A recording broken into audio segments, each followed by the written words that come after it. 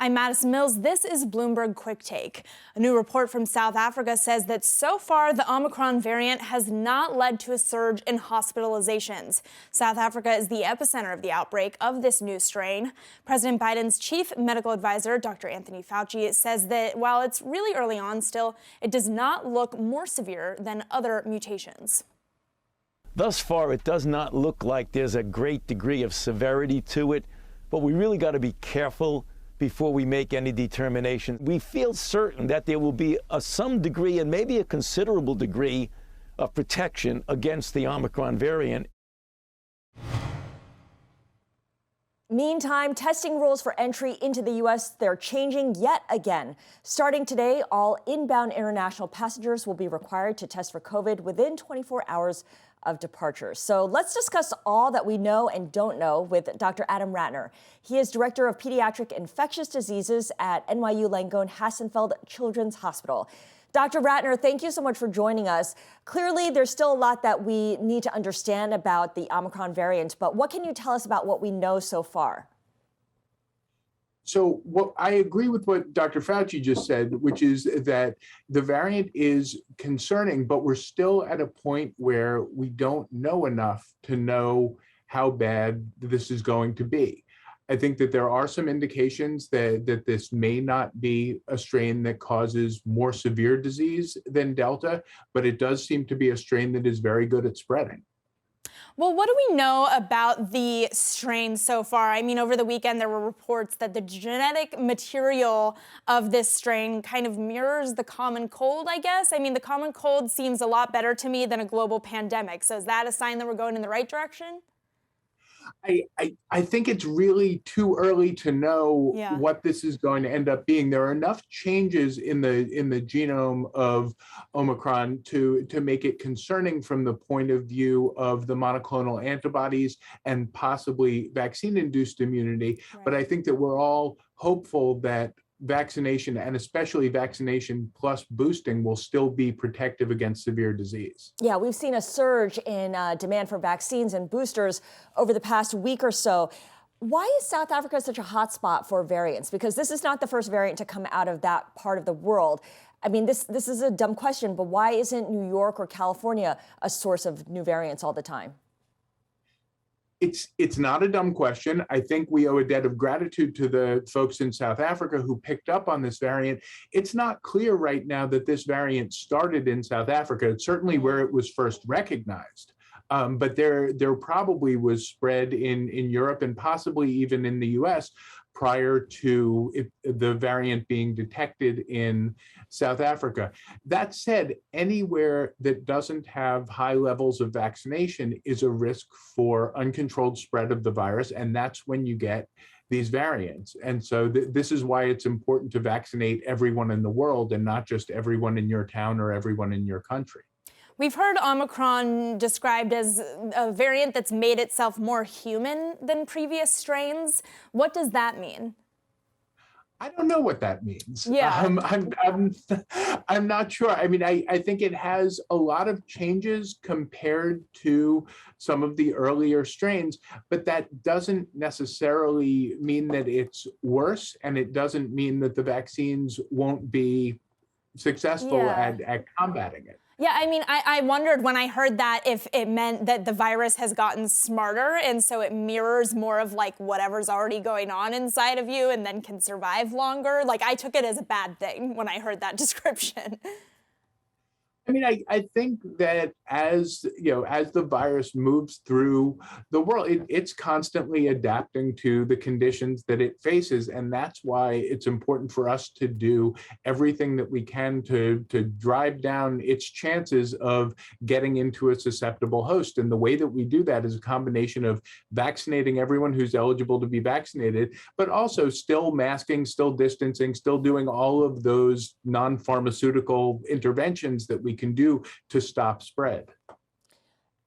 I know that we're still waiting to learn a lot more about Omicron, but based on the indications that it's more transmissible, but perhaps less severe than other strains, is that progress for the strain, for each additional strain of COVID to become less severe than previous mutations? Is that the direction we want to go in?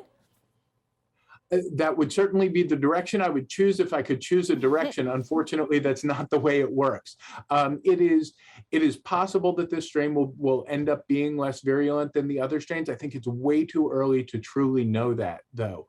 And it doesn't necessarily follow that each strain will be progressively less virulent. I think this is something still to take very seriously, the way that we have with Delta as well. Yeah, such a shame that viruses don't work linearly, Maddie. Very true, very true. And also, of course, we would love to know this information now, but like you've been mentioning, Dr. Ratner, we obviously don't. What does the timeline look like for us gathering more intel about Omicron?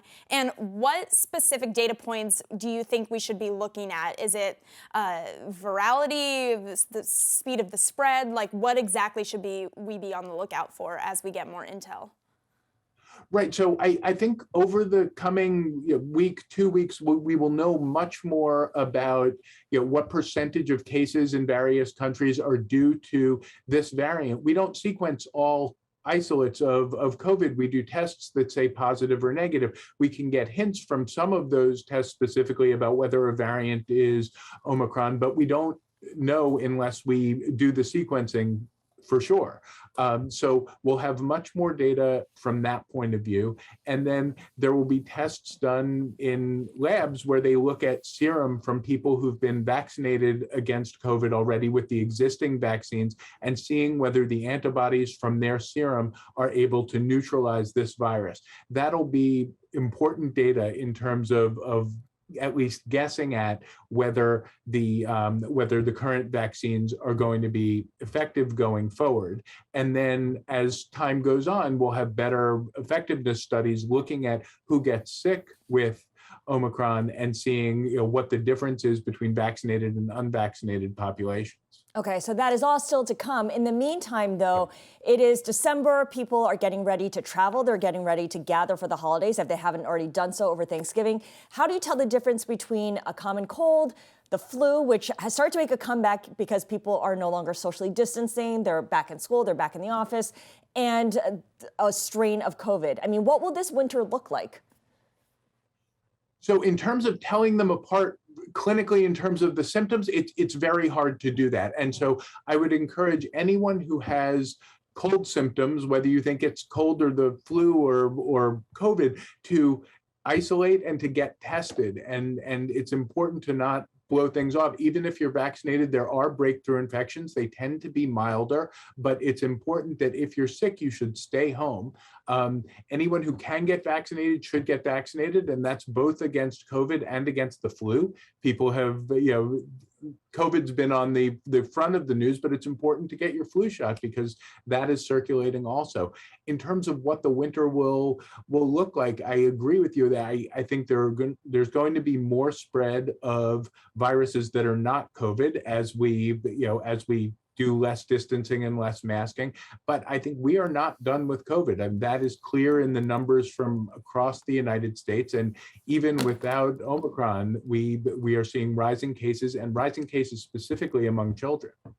The one thing we can control here is restrictions, and we know that Europe is turning to new restrictions before we even fully understand Omicron. Do you think that that's a good idea? What do you think the response should be in terms of just how cautious we get right now?